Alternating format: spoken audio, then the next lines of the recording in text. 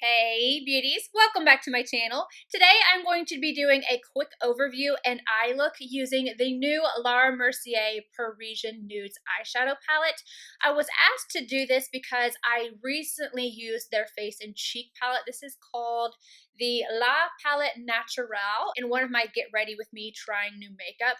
I'm still liking this, so in case you're wondering, I have still been enjoying this, and I've used everything in here. Today, I have on this shade right here on my cheeks, and then I used a mixture of these two to highlight my face. But getting back to the eyeshadow palette, it retails for $55, and it is limited edition as well as the face palette, in case you were wondering. The palette definitely leans more on the cool tone side, but you do have a little pop here and there of some warmth. Now I'm going to go ahead and show you guys the swatches while I read the description, because if I try and name these off, I already know that I'm going to mess them up, so I don't want to do that. So here are the swatches, and I'm going to read the description. It's a limited edition palette filled with 12 undeniably versatile neutral shades for endless looks. Inspired by the classic allure of Parisian style, this eyeshadow palette of necessary neutrals ranges from pigmented mattes to foiled shimmers. They blend effortlessly onto your lids for a buildable, comfortable wear. Now I'm going to go ahead and get into the eye look, and then I will give you guys my thoughts afterwards. Sonia G Crease 2 in this shade right here. I am going to start off by applying this into the crease. It's been so long since I have used La Mercier, their eyeshadows, so I'm kind of interested to see how this goes. Going back and forth windshield wiper motions and then circular motions to blend this upward. I'll say that shadow blended out very easily and smoothly. Now I'm going to grab the Sonia G Crease Pro in this shade right here. I'm applying this first to the very outer corner, kind of tapping it into place. And then I'm going to start slowly working it upward, smoking out the outer portion of the eye.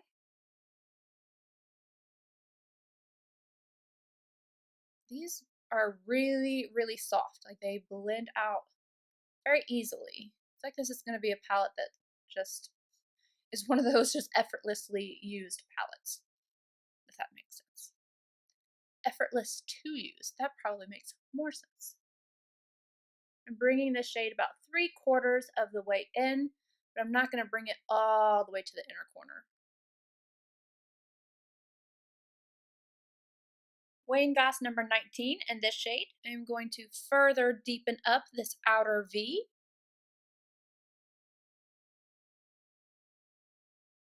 I'm very lightly going to bring this into the crease. Sorry, I'm getting sick, like I said.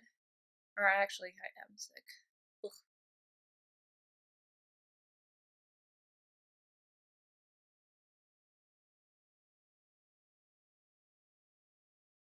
I'm using very light, tiny little circular motions to bring this upward. I'm not bringing it up too high. I just want it to be able to peek up through here without it being really dramatic. Now, if you wanted to stick with that, like that purple cool tone theme, you can go in with this shade. But I like mixing cool and warm, so I'm going to grab this on a MAC 242. Applying this to the lid, tapping over the dark shade. I'm going to leave a little space right here for the next shade I'm going to lay down. Using the same brush, I'm going to grab the shade directly above the last shade we used. I'm going to apply this to the inner corner. Slightly overlapping the last gold. I am getting a little bit of fallout with this one.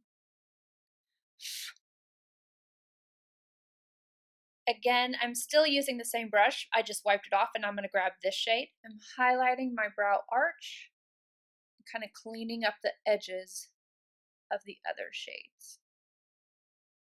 Royal Inlay Nickel BOM 47 and this shade right here. I'm applying this right to my lower lash line. You can see how just easily that blends out. It's very soft shadows. They have pigmentation, but they just blend out really easily, connecting it to this outer corner. Omnia Pro 420 from Royal and Langnickel, and I'm going to grab this shade right here. I'm using this to highlight my inner corner, and then I am going to go add inner rim liner and mascara.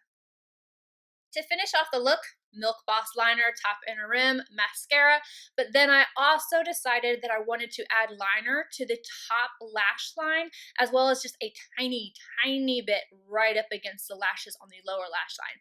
And I use Linda Hallberg's Whipple Flash Crayon. I didn't want to go in with black, but then I didn't want it to be a matte brown either and be too dark. And this has like the perfect amount of just like of a sheen, like a metallic sheen to it that I think is really pretty. Anywho, moving on to my thoughts of the palette. I have played with this more than just once, so this is not my first time using it. It's just my first time using it on camera. I like this palette, and I don't have a lot of experience with Laura Mercier shadows. I used to work for Nordstrom, so I did have some experience using them on customers, especially the Laura Mercier customer, somebody who just loved the brand in general. And I had my go-to shades, and then I had ones that I just wanted to stay away from. But this palette overall, I am very happy with. Everything in here works very nicely. This is a very beginner-friendly palette. The mattes in here are pigmented, but not overly so that it's hard to blend out. They are soft but not too powdery. It's just a really nice palette to work with, really easy to use. The metallics are right in between, so they're not overly shiny, but they're not lackluster either. There is one shade in here that you do need to use wet, or at least I would use wet, and it's this one right here. When I swatch it dry, I feel like you get a pretty sheen out of it, but if you use it wet, I feel like you get just a little bit more pizzazz out of it.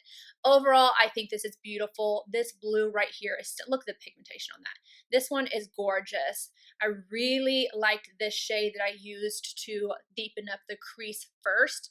And then this one, they all hold their own. And because of how pigmented they are, it seems like it would be one of those palettes that would be a little scary, but I'm telling you, this is a great one, especially if you're looking for something to be able to create a smoky eye, but blending isn't your thing, or you don't want to spend too much time doing it.